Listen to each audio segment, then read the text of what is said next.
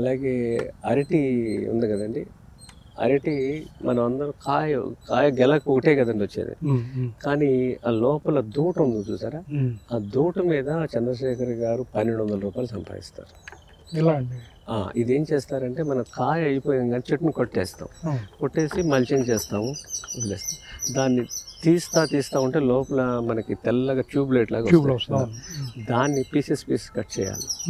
Cut చేసి దాన్ని ఎండబెట్టి బెల్లం పాకంలో ఉడకబెడతారు. ఉడకబెట్టి దాన్ని డ్రై చేసేస్తారు. దాన్ని 4-5 పీసులు కలిపి ఒక చిన్న కవర్లో పెట్టి అమ్ముతాడు. 20 రూపాయలు అది. అలాంటివి ఆ 8 అడుగులు 10 అడుగులు ఉన్న దూట నుంచి ఎన్ని ముక్కలు వస్తాయి చూడండి.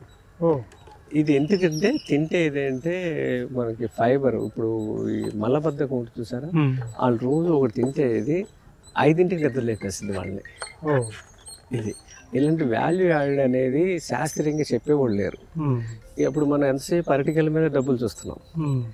అలాగే ఇది చెప్పడానికి ఒక డ్రైయర్ ఉందనుకోండి, మనం వర్షం పడినప్పుడు పరిగెత్తి గబగబా తీసుకురావాలి పని లేదు, డ్రైయర్లో పెడితే చాలు, అది అయిపోతుంది.